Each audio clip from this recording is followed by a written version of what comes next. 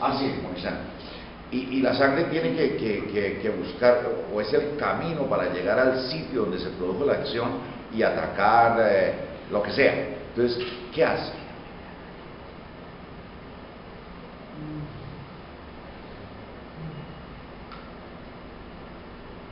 ¿Qué haría?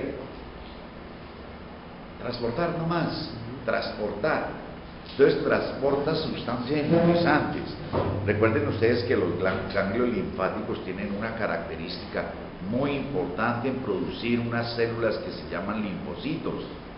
Y los linfocitos son unas células que sirven de defensa del organismo. Ustedes saben que cuando un ganglio linfático aumenta de tamaño, se infarta, quiere decir que en ese sitio hay un proceso infeccioso, patológico, ¿sí? Y se comienzan a producir más linfocitos de los normales. ¿Para qué? Para producir entonces un efecto de defensa. Pero esa sería la acción transportadora. Pero la sangre tiene una serie de componentes, ojo, componentes que son completamente defensores del organismo. Llámelos glóbulos blancos, en toda su serie: linfocitos, monocitos, neutrófilos, eosinófilos y basófilos.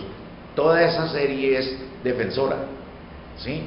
Y si eso no alcanza, hay unos elementos que se llaman proteínas plasmáticas que vienen dentro del plasma, y una de ellas son las gamaglobulinas, que también son defensoras.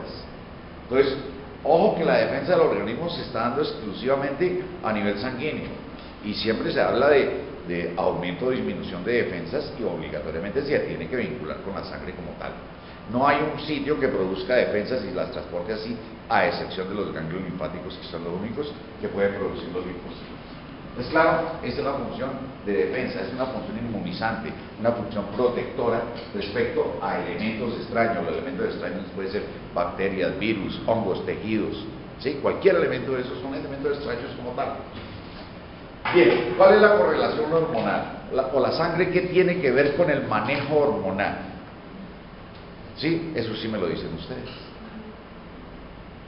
¿Qué tiene que ver la sangre? No llamemos con la producción, porque la sangre no produce hormonas como tal. Pero la sangre, ¿qué hace con las hormonas? Es el transportador único, podríamos decir. Recuerden que hay hormonas que se producen en la neurohipófisis, hay hormonas que se producen a nivel del timo, en diferentes sitios, en diferentes órganos, glándulas, ¿cierto? Y esas hormonas no actúan ahí, están actuando en un sitio totalmente diferente. Hombre, unas se producen en la hipófisis y van a actuar a nivel del útero. Entonces, obligatoriamente, la sangre es el factor más importante para el transporte de esa serie de elementos para que esos tengan su acción en el órgano que tienen que tenerla como tal, ¿cierto? Bueno,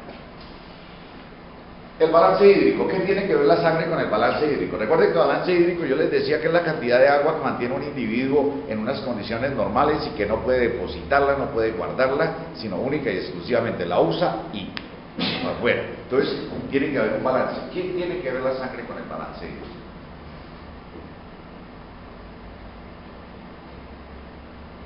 Elimina o retiene, ¿cierto? Elimina o retiene. ¿Cuándo se elimina? Y vámonos a la característica de convertir de pronto en determinado momento esa eliminación con retención de calor o con eliminación de calor, ¿cierto? Cuando hablamos y eso lo puedo coger para los dos, regula temperatura y balance hídrico, en el sentido de que se manejan los dos al tiempo, ¿sí? En determinado momento, en ciertas condiciones, cuando un animal requiere eliminar agua, pues emplea sus vías normales de eliminación. Sus vías normales, llamémoslas primarias, la micción, las heces, ¿cierto? Pero también puede actuar la sudoración, esa es otra forma de eliminación de agua, ¿cierto? Una eliminación más pequeña que corresponde a las mucosas, las lágrimas, que esas son eliminaciones de muy poca cantidad.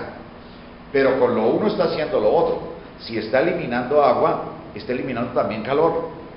Ojo, está eliminando calor. Entonces ahí interviene el sistema respiratorio con el jadeo, con el aumento de la frecuencia respiratoria, ¿cierto? Pero para que suceda eso, el sistema donde se transporta la sangre tiene que colaborar también. ¿cierto?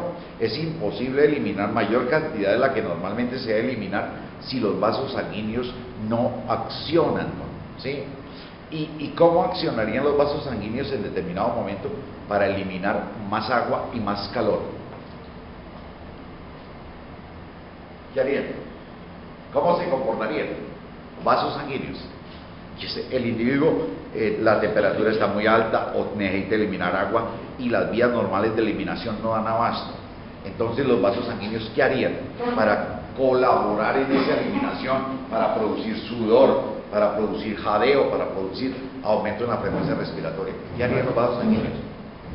Vasos sanguíneos, ¿no? Vasos sanguíneos. ¿Ah? Todo lo contrario. Hay una dilatación, hay una vasodilatación. Entonces, esa es la ayuda, ¿sí? Esa es la parte en que colabora en el sentido de eliminar. Pero todo lo contrario, cuando se requiere retener calor o se requiere retener agua, obligatoriamente los vasos sanguíneos van a actuar en una forma totalmente diferente y ya no van a estar dilatados, sino están completamente contraídos, que es una vasoconstricción, ¿sí? Entonces, esas dos condiciones, aunque indirectamente la sangre tiene que ver, porque la sangre está siendo transportada por esos vasos sanguíneos y esos vasos sanguíneos actúan de acuerdo a las condiciones internas del individuo, y las condiciones internas del individuo dicen la temperatura está muy alta o hay mucha agua que hay que eliminar esa agua porque el balance se le está perdiendo. Entonces viene la acción completa de toda esa serie de elementos, ¿cierto? Bueno, ¿qué tiene que ver la sangre con la presión osmótica y la presión arterial? Vayámonos, no tan, pues sí la sangre, pero más exactamente de pronto es el plasma sanguíneo. Recuerden una característica que yo les decía, que cuando se cambian los contenidos sanguíneos, se van a presentar también cambios a nivel de la presión osmótica, ¿cierto? ¿Me explico? Hay una serie de elementos que transporta el plasma sanguíneo que son proteínas plasmáticas que tienen una serie de funciones muy importantes. Las proteínas plasmáticas son la albúmina, las globulinas, ¿sí? El fibrinógeno, son 3 proteínas plasmáticas que tienen una proporción dentro del plasma sanguíneo, una cantidad. Esas proteínas son las que transportan los elementos, ellos son los carros más bien, que están dentro del vaso sanguíneo transportando. Pero cuando se cambian las condiciones de cantidad de esas proteínas, obligatoriamente va a cambiar la presión osmótica. Y al cambiar la presión osmótica, puede que ciertos elementos que normalmente no pueden atravesar la pared de un capilar, la atraviesen, ¿cierto? Entonces, esos cambios están condicionados a los contenidos sanguíneos. Y el plasma, pues, hace parte de un contenido sanguíneo. Entonces, cuando esas características de cantidad de elementos varían, se puede presentar cambios a nivel de la presión osmótica.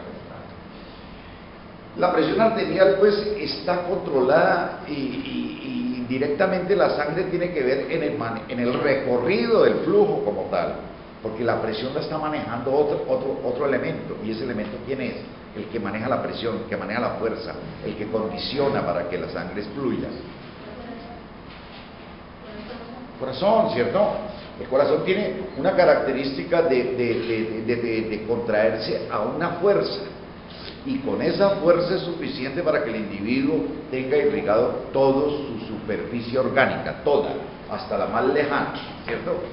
Bien, pero si el corazón está bombeando sobre un contenido más acuoso que el normal, o menos acuoso que el normal, obligatoriamente las condiciones de presión cambian, ¿cierto? La presión cambia porque la calidad del líquido cambió. Y esa calidad del líquido puede cambiar ¿en qué sentido? Pueden disminuir las células sanguíneas. ¿Cuándo se disminuyen células sanguíneas como los glóbulos rojos? ¿Cuándo se pueden disminuir? En algo muy sencillo. En una anemia se disminuye el número y se cambian las condiciones de presión arterial obligatoriamente, ¿cierto? Entonces, ¿cuándo se puede de otra forma que se pueda disminuir? Una hemorragia. Una hemorragia, correcto. Una hemorragia cambia las características de volumen del líquido, ¿cierto? Y el corazón no, el corazón sigue haciendo su misma función de contraerse con la misma fuerza, pero lo está haciendo con un menor contenido sanguíneo y obligatoriamente tiene que cambiar a nivel de sus capilares como tal. ¿cierto? Bueno, listo.